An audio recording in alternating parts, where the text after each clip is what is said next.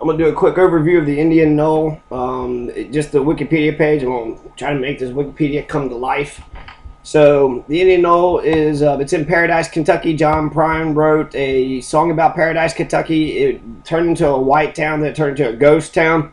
So he wrote how Paradise turned into a ghost town because of the coal companies. The coal companies polluted it and bought everybody out, and the ashes were going on everybody, making them sick and stuff. So the coal companies ruined Paradise, but the white people, the Indian Knoll used to be a Native American site, but this is 3,000 years ago, or 2,000, 3,000 BC, so it's actually 4 to 5,000 years ago. The Indian Knoll site is archaic Indians, right? They say it's atypical of it, so they're saying that it's not exactly like it because there's something else going on here.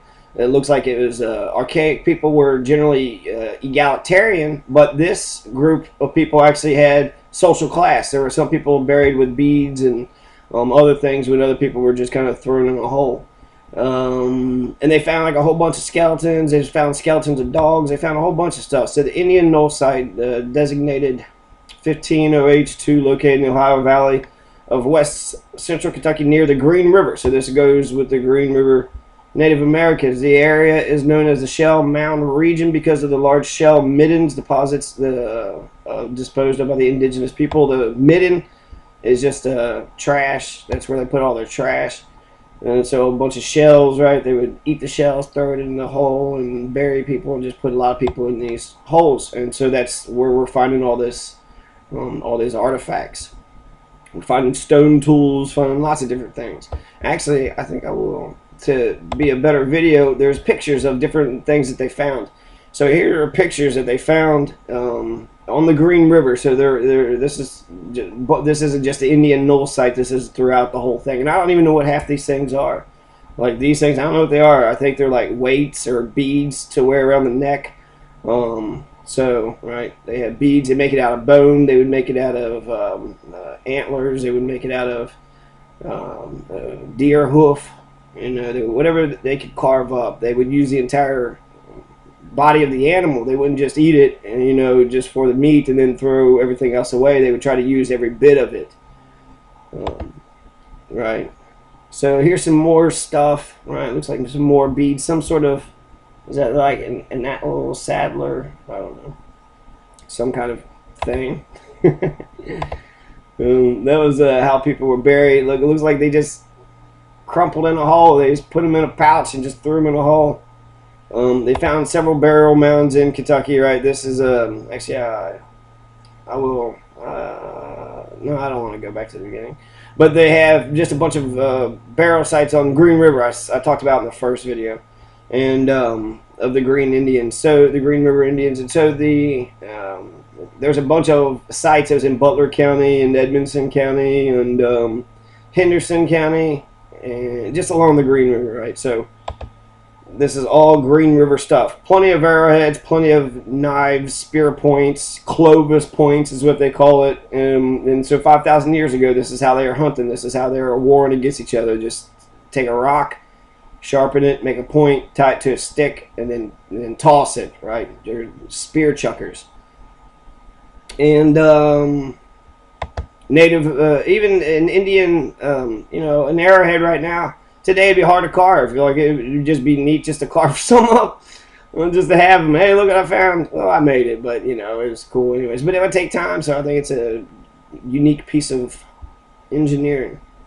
Here's some of the bone pins. They would take bones and make pins out of them, and so just pins could be used for lots of things. They could tie their hair up. They could use it for clothing. They could. This is a hook. This is clearly a hook, right? So they would take bones of like birds and make hooks out of them, so they would fish with these hooks. So they're pretty they had some innovation. They're ingenuity, ingenious people who had ingenuity. More things. I think this is like they say it's a saddler, but I feel like it's something you could use to throw something. I don't know. I thought it was a atlatl. Looks like more bead things. I'm not sure what these things are, but you can tell it clearly has a little tip right there, right? So it's to grab onto something. Maybe to thread something. I don't know if they had wool and garments. They had to have had some. They probably used animal skins, right? Use animal skins for clothing. More beads. These are just things that survived too. So it's amazing that this stuff stayed intact as they did.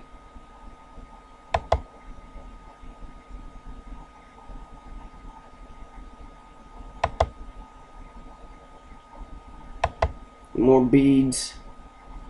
So they found a ton of stuff. They found dead dogs they buried. They had human remains. They found burnt clay floors.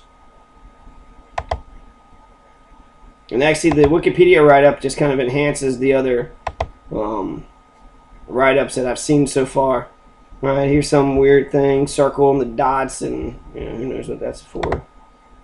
You could read it all and find out. If you want to get into archaeology, I think you should, because this fascinates me, and you can actually find like when we read this Indian Knoll group, find out what they do carbon dating, so they could find out the dates of the time period of when this stuff was found. They have like stratified. You can see like how deep it was buried, how many layers are on top of it.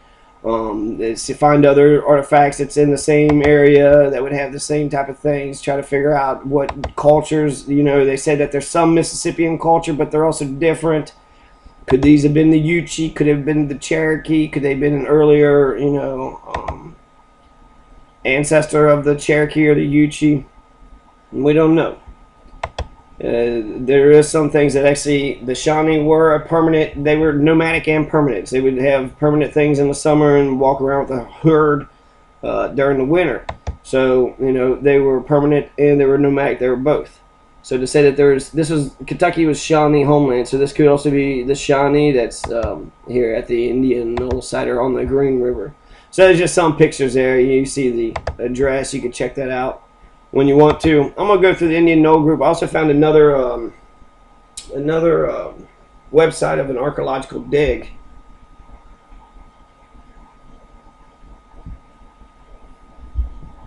That I'm gonna go through because I think it'd be good for comparison and contrast.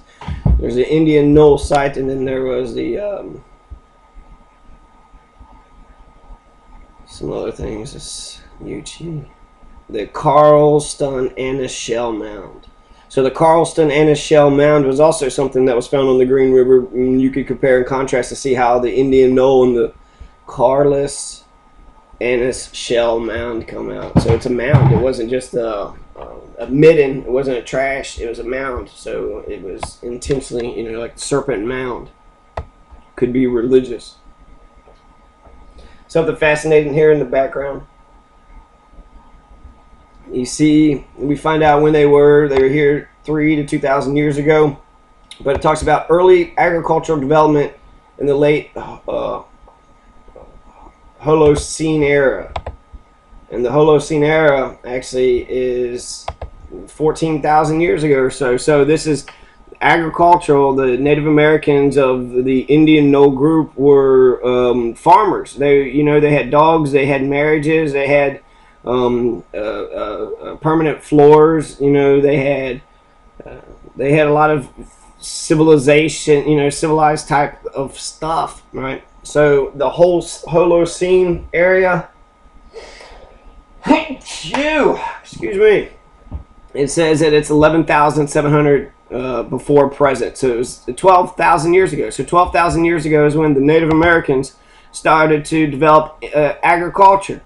And so they've been agriculture for a long time. A lot of things are indigenous to this continent: pumpkins and pineapples, and just a whole bunch of wild rice and tomato, potato, sweet potato, peppers, vanilla, chocolate, corn.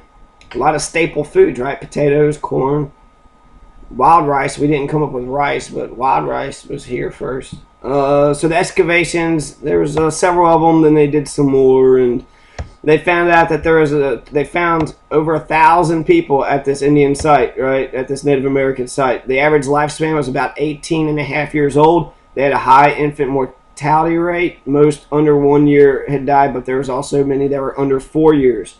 And then they showed that there was slightly more male burials than female. But the average lifespan of the archaic Indian was only 18.5 years. right? So that was, they didn't have much life. They died before 20 years. They were 20 years old. And so that has to look completely different to us. We live almost to be 80 years old, so we live 5 times the amount than the archaic Native Americans on the Green River. 18 and a half. So, you know, if you knew that you was only going to live to be 18 and a half, how would you change your life, right? You probably would make the kids grow up a lot quicker. You wouldn't say, well, you're 18, now you're an adult. Well, that means you only got half a year to live. You only have half a year to live if you're a Native American. 1939 excavations, including trenches parallel in the Green River. There was 1,000 burials, ancient dwellings with clay flooring, 6 hearths. It's fireside tools, so it's how they had their fires, hammerstones, grooved axes, right? Pitted stones, mortars, and pestles. And they were smashing up walnuts, hickory nuts, and acorns, so they were eating lots of nuts. They had turtle and white-tailed deer, so, you know, they're eating meat, eating... you know, nuts are high in protein, so they might actually, their teeth, they said that because they ate all those nuts, their teeth actually whittled down to nothing, so they did not have the better hygiene that the later Native Americans would have. Earlier graves at Indian Knoll were found down 5 feet into the sand. Some skeletons were found dismembered, you know, without a head, either unintentionally or as an act of mutilization if grave happened to be dug intruding another. So I don't know, without a head, they probably died, or maybe they were punished. Maybe there was a war, they chopped off their heads, and so they just buried the rest of the body. There's 21 dog burials, 17 of which were well preserved. The graves of dogs were given the same attention as human graves. 9 examples of dogs buried with humans. At Indian Knoll, the dogs with human burials were associated with women and children as much as with men. These dogs were apparently killed at the time of their owner's death and placed on top below their feet at their side. According to Cheryl Klassen, at least 6 of the 10 dogs with humans show possible evidence of a violent death. Position of the human skeleton in these cases were usually face down, devoid of artifacts. The double dog and face down human burial occurs with a female child about the age of 5. They were not only beloved pets, but they had symbolic and ritual significance. So the dogs, they were very much loved the dogs. Some interpretations held the Cherokee, that the dogs are spiritual guides and judges, symbolized morality and were considered sacred. So could these have been the Cherokee, right? There's Southern Cherokee. They got the Southern Cherokee tribe now today is on the Green River. There's the Yuchi and the Shawnee. So these are at least three Native Americans today that we know would have been in the area. And we know up to 35 Native Americans that's even been in Kentucky. So there's several indicators of a long distance contact with other ones because they had copper. They found copper there, so they knew that they were trading goods. They said all the way from Lake Superior because they found a couple pieces of copper. Another foreign material found in Indian Knoll shows that trade extended as far as north as Lake Superior. They called it down the line transfer, which just meant that they went from village to village. It wasn't so much that they were trading with Lake Superior people. It wasn't like corporations and trucks today. It was just village to village, and then eventually it got to their village. Pottery, technological developments such as crude ceramics were developed by archaic societies early during the late Holocene. Total of 79 shards of pottery were found at Indian Knoll, shell or grit tempered.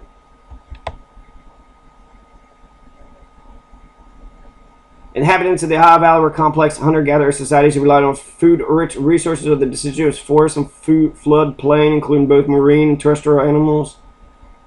Is a National Historic Landmark. Difficulties arising from a shortage of the Work Progress Administration labor quota of the county. They said it was never left fully excavated. I don't know, some minor stuff there.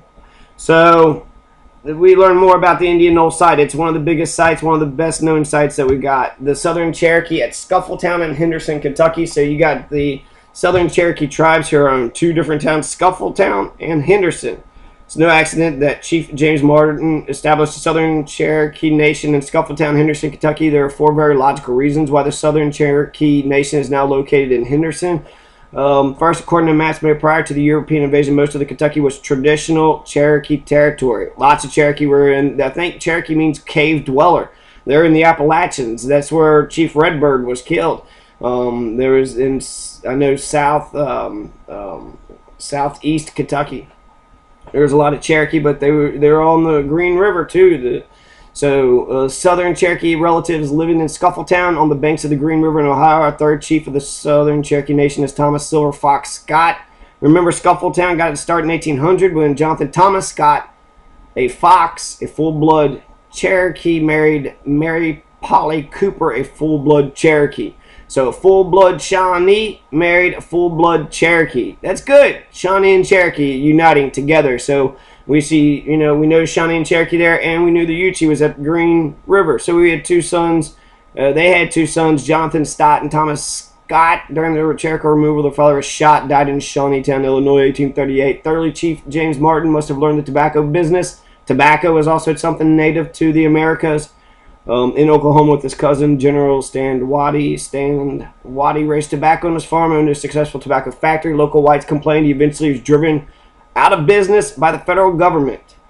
Scuttletown and Henderson were the hub of the tobacco industry until England imposed high tariffs on imported tobacco after World War I. Fourthly, most importantly, past Kentucky Governor John Y. Brown was a former colonel in the service of the Confederate cavalry.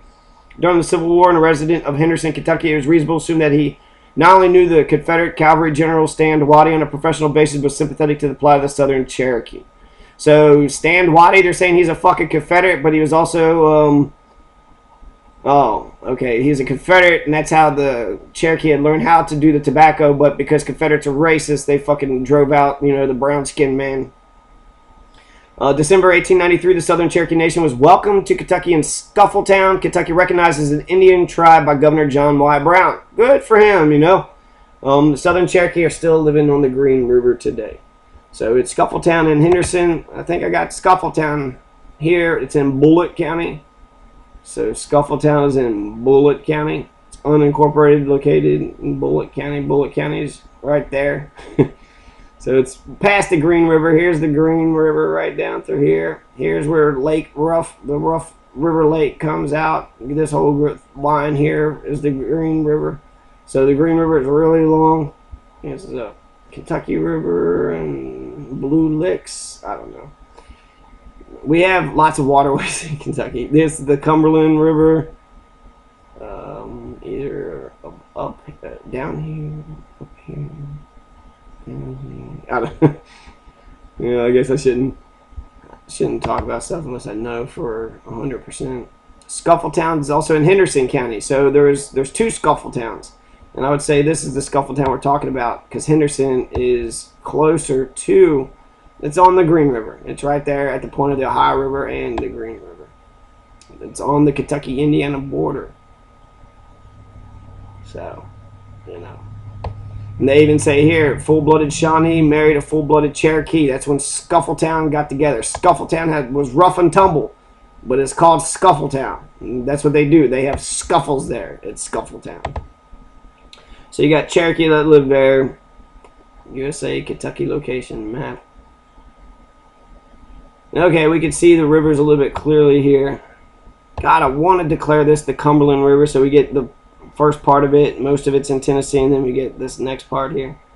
Right, and then you got major waterways. I want to say that's the Kentucky River. It goes all the way down through here, or goes up and goes to the Ohio. So it's actually all the water is going this way. How come I don't know this river? Oh, I know the Licking River. I bet that's the Licking River. Kentucky River, Green River, Cumberland River, Ohio River, Mississippi. So my old Kentucky home, Scuffletown, unusual Kentucky. It had a flood. They said it's a ghost town, so Scuffletown is now a ghost town, just like Paradise, Kentucky. Fucking Ferguson riots have been huge. Here's just a couple instances of when white people riot, right? UK wins a basketball game, they riot. When Paterno was getting fired for having sex with young boys. And they rioted. And who told these people to calm down? They were reacting to sporting events and or pumpkins. Right? So they had a pumpkin riot. Goddamn, this Huntington Beach after a surf competition. Oh, surf competition. Riot. Football team lost. Let's burn this motherfucker down. San Francisco, a baseball team. We won. A hockey team lost. We lost. So it doesn't matter. White people are burning the town down when they win, when they lose, if there's pumpkins in the area. Yeah, pumpkins everywhere. Pumpkins are native. They are indigenous here. Tennessee, 2010, Lane Kiffin was no longer going to coach. What the fuck? We love our coach. Pennsylvania, someone lost their job for ignoring sexual abuse of children. Oh, yeah, Paterno. Yeah, so I guess he wasn't the pedophile, but he knew this shit was happening and ignored it. Baseball team won a game. Basketball team. There's the UK riots in 2012. Even Louisville didn't riot. You know, Louisville was more respectful over a fucking basketball game than these fucking crackers. So, you know, you talk about the Native Americans, the Pequot War, the savagery and brutality of them. It's without morality and being weak, they rely on military to bomb, you know, brown, black countries. Boston, 2004, baseball team won a game. One woman was killed by the police. Wow. Someone died in the Boston 2004 baseball riots. West Virginia football team unexpectedly won a regular season game. Oh my God. They won a game. Just not even a championship, just a game. Chicago, 1979, because of disco.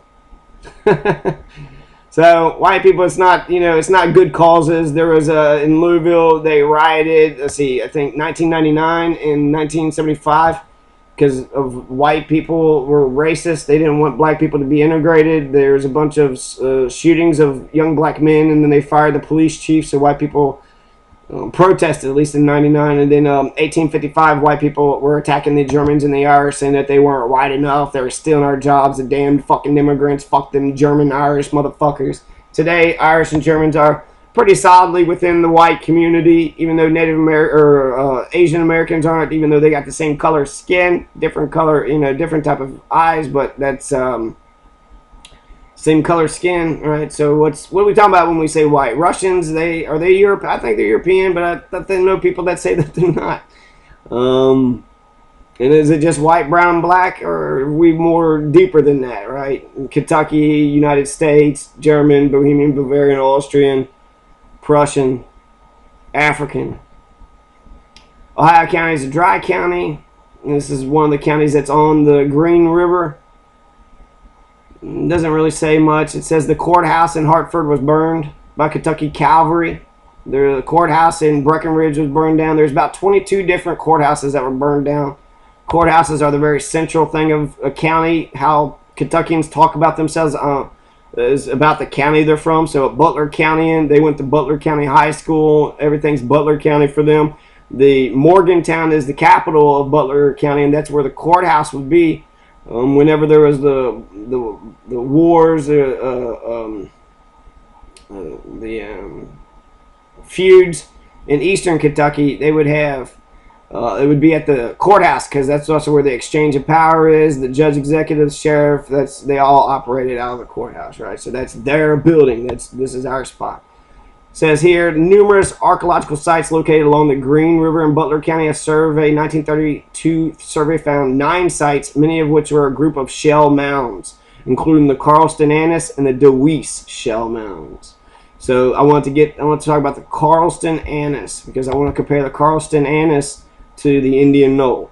So the Indian Knoll is a midden. A midden is a kitchen midden, a shell heap. It's an old dump for domestic waste, which may consist of animal bone, human excrement, botanical material, vermin shells, sherds, lithics, other artifacts, and ecofacts associated with past human occupation. The word is of Scandinavian via Middle English derivation. Okay. So, human shit, animal bones, botanical, vermin shells, you know, just crap, right? It's their refuge pods, their landfills. They had a hole that they threw it all into, even dead bodies, right? Just they got to dispose of something somewhere, put it in a hole. The Carlston Annis shell mound Designated 15BT5 is a prominent archaeological site in western part of the U.S. state of Kentucky, located along the Green River in Butler County. This shell mint has been declared a historical site because of its archaeological value. Nearest city is Shoalstown, and it's in Butler County, right? You can see where the dot is. You can see how it's on the Green River. This big lake area here is right close where I live by. The Rough River Lake goes into Green River and goes on down. So to assume that Green River Indians were on Rough Lake is very, very likely. Shawnee, Cherokee, and Yuchi were all the three Native Americans that we have found specifically to be there. Archaic Indians, it's hard to determine because they were such a long time ago what they actually were. So the Carlson Annis shell mound sits on the eastern side of the Green River, somewhat more than 300 feet, 91 meters east of the shoreline because it lies in the river's floodplain. The mound is the highest point in the area. Its top is typically dry, even though the surrounding terrain is flooded. It occupies a dark, loamy soil, although the edges of the mound are covered by a substantial lighter loam with mixtures of sand and clay. Since the mound was formed, the river has changed its course. It appears to have flowed directly by the base of the mound, so the water is closer to it. Excavation. 1939, archaeologists from University of Kentucky began to excavate the Carlson Annis mound under the leadership of W.D. Funkhauser and J.W.S. Webb. I think I've seen Webb's name before. The things that they found 71 hearths. They're making fires, fire basins, burned clay patches, 4 of them, which indicates permanent residence, fire pits. This all sounds very similar to the Indian Knoll site. They have caches of stone tools. It's just any tools made of stone. Your arrowheads, your knives, your axes, your stone, right? Whatever you can, maybe hammers or something. Lithic flakes. I'm not sure what those are. I'm going to check that out. The caches of other objects, 3. So the concentration of features comparable would have been previously found at other archaic period shell middens in the region, demonstrating the similarity of the builders to other regional peoples. They lived in the vicinity, ate substantial number of shellfish, used the site as a trash heap for the shells, and buried their dead in the midden. All the same thing as the Indian Knoll mite. So far, it seems like as if the Carlson Annis and the Indian Knoll site are the same thing. Besides 390 human bodies, the site produced skeletons of 28 dogs that showed evidence of having been buried. So again, we're seeing more dogs were being buried. They loved their pets. They loved their dogs. Many of the bones at the site were substantially decomposed, so the painstaking osteological research undertaken to comparable Indian Knoll site could not be repeated. At Carlson Annis, nevertheless, some information could be determined from certain bodies. Ages range from infancy well into adulthood. More than half the bodies, 215, were accompanied by artifacts. 73% were matters of personal clothing, such as shell gorgets. We'll take a look at that one too. And we'll also look at this, was it the lithic flake? So in archaeology, a lithic flake is a portion of a rock removed from an objective piece by percussion or pressure and may be referred to as a chip or spall, collectively as a debitage. The objective piece of the shell being reduced by its removal of flakes is known as a core. Lithic flakes, I guess when you carve stuff out, all the flakes that come off the rock is just bullshit. The fucking trash. All right, throw all your trash in there. I don't know why that's significant. And we found it's a trash heap. Oh, let's look at their trash and find out about us. I wonder if we were all wiped out by alien invasion and they took a look at our trash in landfills, what they would think about us. What kind of people were these? Look at their trash. So it's interesting, actually, to judge people by their garbage. Shell gorgets are a Native American art form of polished carved shell pendants worn about the neck. So, okay, so it's like beads and shit, right? Most common eastern woodlands during the Hopewell tradition, Mississippi culture. So named because Mississippi River. Life expectancy at birth was somewhat more than 20 years, so they actually living older than the Indian Knoll people. 29.7% of them were children under 5. 3/4 were infants, just like Indian Knoll, so high infant mortality rates, which we still have in Kentucky today, high infant mortality rates. The life expectancy has got a little bit better. 76 is the average American lifespan, so I hope we're making it to then. We do have a lot of cancer here. And child mortality isn't, 30% of us, but it is higher than the other states. So Kentucky's doing okay. We're America. But the comparable to the other states. We're thank God for Mississippi and West Virginia. Besides bodies and objects associated with them, the excavation found a total of 19,733 artifacts, which are made from the following materials: flint, groundstone, copper, bone, antler, and shell. There's scrapers, hammerstones, pestles, atlatl, fish hooks, sherds of prehistoric poverty. Prehistoric, right? Before history? Nah, that is history, you dumb mother. There's no such thing as prehistory. History is anything that's behind us. So to say something is prehistory is like, well, before the whites got here. That's what... No, fuck you. Prehistory might be before humankind. So, evolution, right? Radiocarbon dating suggested that the artifacts of Carlston-Annis date back to 5424 BC. So that's 7,000 years ago. That's most artifacts between 3,200 and 1,400. That's about the same time frame. A little bit actually wider. It was 3,000 to 2,000 BC for the Indian Knoll site. Most of its projectile points clearly dated from the Archaic period. Although one, the Dina, and occasional Mississippian points were found, they seemingly were left by later peoples, just like the pottery pieces. Two projectile points that were found underneath the mound were fluted points from the Paleo-Indian period. They are believed to have been sitting on the riverside before the shell mound was started, like several other shell mounds in Kentucky. Carlston-Annis produced pieces of 3 stone pipes and a single stone cup. These objects may have been religious artifacts used by shamans in attempts to heal diseases. Kentucky's larger riverine archaic sites vary widely in the amount of the shell refuse that they have yielded. The much larger amount of shell refuse at sites such as Carlston-Annis and Indian Knoll is seemingly due to the presence of nearby bivalve beds.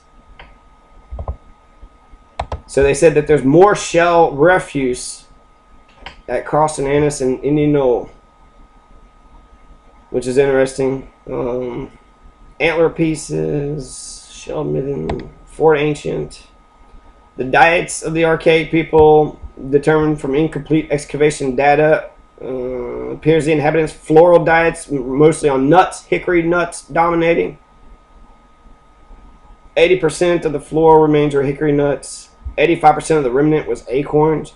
Some evidence exists that these sites were plants such as squash, barley, and wild rice, which are probably all native. Squash, acorns. Are these native? I don't know. Let's check out what this bivalveal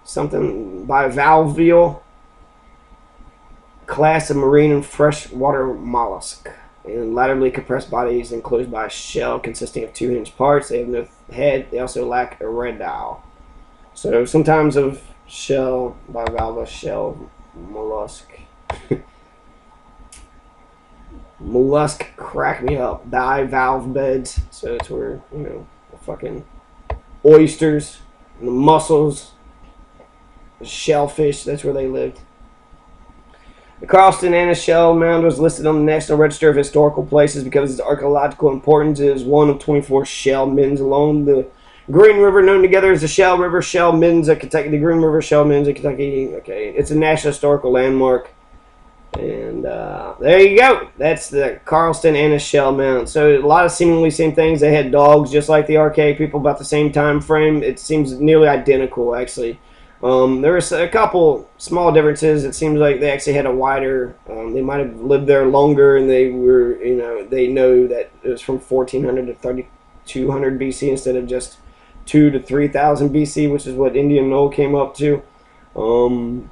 Fluted points, projectile point, pottery, all the same stuff, really. Mussels, they ate. It didn't say anything about meat. They just said they ate nuts and mussels, and they said made from deer toes, so that suggests something. Fish hooks were made from bones, right? Bird bones. Drilling. Somehow they were even drilling large bones. So I don't know if it was probably not an electric drill, but some type of drill, I would assume. Right? Is that safe to assume? There, Chico.